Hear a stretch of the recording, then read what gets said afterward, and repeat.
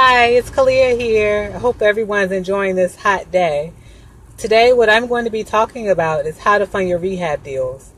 So again, I'm Kalia Halch-Raleigh. I'm here in Washington, D.C., real estate investor coach. And today, I'm going to be giving more insight on how you can actually get funding for your deal. So if you're looking to flip properties, this is definitely one of the videos that you want to watch or you want to tune in. Okay, so first, I'm going to start off by telling you what not to do or what I don't suggest. After we go through that, then I'll give you my suggestions on what could work for you. So the first one is that most people, like when they start off looking to flip properties, they're looking to get these hard money loans. So I don't know if you've been to, like, let's say you're part of Fortune Builders or any of these other companies. Most of the time they'll tell you to start off with hard money. I don't suggest hard money. I've never actually used hard money, but I do know individuals who have used hard money. And what hard money is basically they're private individuals, so it could be anybody. I could be a hard money lender. Anybody can be a hard money lender. So it could be an individual or a company. And what they do is they'll fund your deals. So they're not really interested in your credit score. They're more so interested in the rehab deal. So they're looking at the numbers of the property. So they want to make sure that when they invest in the deal that they can get their money back out of that deal. So they're looking at the deal to assess whether or not they're going to get a return. And normally they charge you a high interest rate. So the interest rate is probably about 18% or something like that. Each person is different because they set their own rules, but they charge high interest. And typically they want you to have done a couple of deals. So normally they'll say, okay, well, we want you, like for instance in DC, there's a couple of hard money lenders, and they want you to have done at least 3 deals before they'll lend you some money. So again, they got, so typically that's not really a route to go for a newbie, because if you're just getting started, more than likely you may not have the track record in order for them to want to lend you the money. So again, they normally have high interest rates, and also they have legal recourse. So even though you may be buying the deal in your own LLC or whatever the case is, more than likely they're still going to want you to give some type of personal guarantee. And so that's the reason why I don't suggest this, because real estate still, it's a business. It can be risky. And the last thing you really want is that you're doing a deal and your deal goes bad, or let's say the numbers don't work out as you expected it to. And so now they're trying to pursue you for whatever you owe them in your personal name. So again, hard money loans, they're pretty much not for newbies. They have a high interest rate and they do have legal recourse. The second one that I'm sure a lot of people talk about, and this is not for rehabbing, that's why I want to throw it out there, but a lot of people hear a lot about 203K loans. 203K loans are for your primary residence. So that's not for rehabbing. Just wanted to throw that out there. So let me give you what I do suggest. The first one that I suggest is partnering with either a mentor or the owner. I've done both of these. Actually I have. I partnered with my mentor when I first got started and I did a rehab. But the other thing that I have done is I've partnered with owners. So like, let's say, for instance, I come across a deal as a good deal. You can always come up with some type of partnership with the owner, because let's say they own the property free and clear, but they don't have the construction money in order to fix the property up to resell it. So I've partnered with the owner where I would actually put like a lien on the property and I would fund the construction. And the way that I will fund the construction is I would actually get funds from other people that I knew. So that's the second tip. But basically you can partner with owners in order to do the construction and then resell the property. And you can also partner with your mentor. And the reason why I suggest the mentor is because the mentor may have the funds available to be able to do the rehab.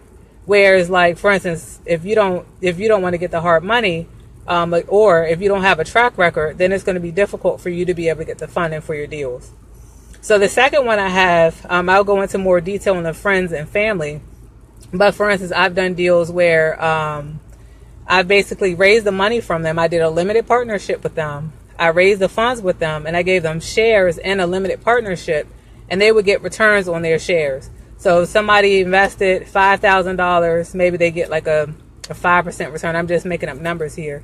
But if somebody gave a $10,000, then that person may get a 10% return.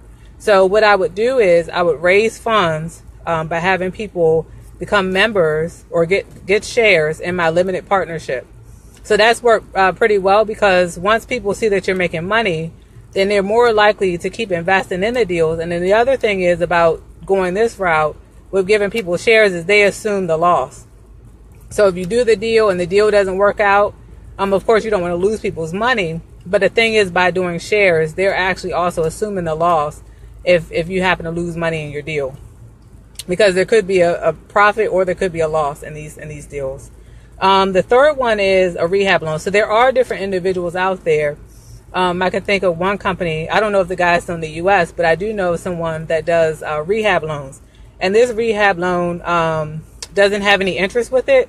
It's more so they structure a trust. So somewhat of a same legal type of setup where they structure a trust. They are like part owner with you in the deal, but they don't charge interest. And also they're not going to pursue you legally, because also too, they're going to make sure that the numbers work out before they're giving you any money.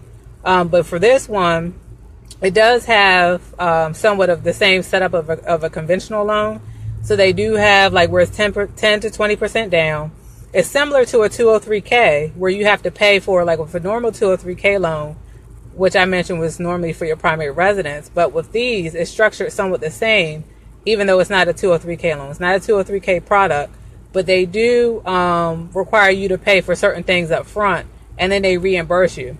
So that's another thing if you're dealing with like a 203K and you're borrowing a certain amount of money.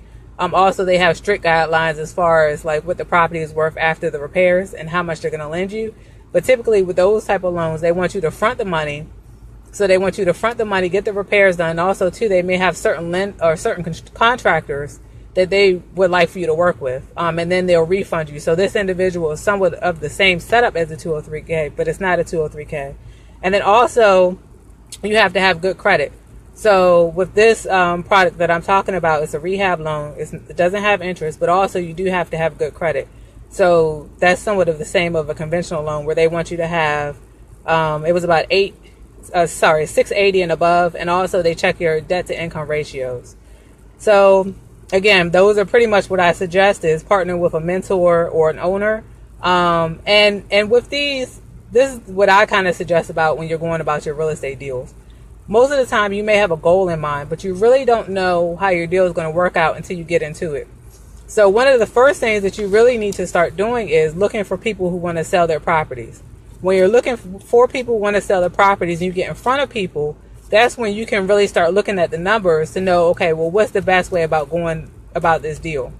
Once you have a deal in your hand, then you can say, okay, well, you know what? This one seems like a good rehab. This one's going to be easy. Let me try to reach out to some people to see if I can get them to partner or if I can get the owner to partner. So a lot of times you can't do but so much legwork up front because you don't know what the situation is going to be of the owner. So the first key really in real estate, when you're looking to flip, when you're looking to wholesale, when you're looking to do lease options, doesn't really matter what the exit strategy is. The first step is looking for people who are motivated to sell their house. I can't stress that enough. But once you get that in front of you and you're meeting with people, you're seeing how many repairs, how much the repairs are that need to be done to the property. You're looking at the comps. Then you can say, okay, well, this is a rehab, or this is going to be a wholesale, or this may make a good rental. Then you kind of know what you're working with, but you got to know what you're working with first. And so really that's about it as far as my suggestions that I have when it comes to dealing with funding for rehabs. I do have different suggestions when it comes to rentals. Rentals is a little bit more traditional. So there's not too much exciting about that one. But as far as dealing with your rehabs, you can partner with the owner or mentor.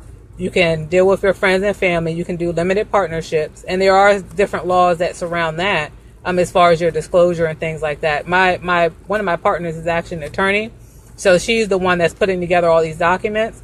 I do suggest that if you're dealing with limited partnerships and you're dealing with getting money from the public, you definitely want to make sure that you're dealing with somebody who's an attorney or somebody that's a professional, because also you don't want to be caught up where now you're a fund manager, because remember, there are certain laws that govern as far as collecting people's money and managing money. If you don't have that type of license, you don't want to be in a situation where it looks as if that's what you're doing, because that's not what you want to do if you don't have a license, because it's illegal. So basically you want to make sure that you're set up properly legally so that you can carry out things. And the last one, again, I mentioned was the rehab loan, which is pretty traditional. So again, I do suggest that you jump into the challenge for those of you who are not in the challenge by starting to look for sellers, and then you can actually get your feet wet. If all of this, like let's say you're not ready to take on loans, you don't necessarily have to wait. So like let's say, for instance, you want to do a rehab. You don't have to wait to actually get your credit right in order to start wholesaling. So real estate, there's so many different things that you can do. I do suggest that wholesaling is a good way to start off, because with that one, at least you can become familiar with looking at properties, evaluating construction. You'll be making up your network. So it is good to start off with wholesaling so you can get your feet wet to see what you're getting into before you start borrowing money from people to actually start doing deals. And once people start seeing you do deals, they'll be more likely to give you money. I can just tell you personally, in 2009, I had came across a good deal, my partner and myself, and we tried to raise money to do a deal. And we were actually trying to do like two-level condos in DC. It didn't work. We had people come look at the property, thought it was a great deal. Of course, everybody tells you that they're going to cut checks. When it's time for them to cut their check, nobody gave us any money. So that one didn't work. But what happened is that we did not let that deter us. So we kept going. We were looking at deals, making offers. And finally, we did come across a deal. This was actually in 2011. Came across another deal. And that was the one where I told you we had put together a group partnership. And that deal, we were able to net about $144,000 or something like that. And then break it down between ourselves and also the other individuals who invested their money. So definitely you got to have a track record when you start trying to borrow money from people to do deals. So if you've gained value from this video, please, I suggest if you can invite others to the group who you feel can also gain value from the group. And I'll see if anyone has any questions. I see one lender, one property. I don't know what he means by that one. Let's see. Hey, Brad, how are you? If you can let me know, what do you mean by one lender, one property?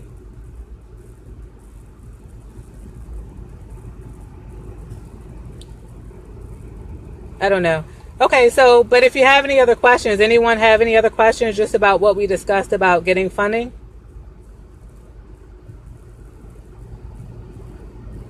Hey, Gigi, how are you? Okay, well, if no one else has any questions, again, you can always just feel free to drop them below the video, and I'll come back in and I'll answer them. And again, if you've gained value from this video, please invite others to the group. Oh, don't commingle funds. Right. So again, one of his tips was don't commingle funds. So meaning like don't put the funds with the rehab with your own personal funds and things like that. Don't mix your funds up. Yeah, so there's a lot of rules to these things, and I definitely suggest that you deal with somebody who has experience if you don't know what you're doing when it comes to doing your rehab. So don't get caught out there. And especially like I told you, if you're borrowing hard money or something like that, definitely got to know what you're doing. Okay, so that's it for now.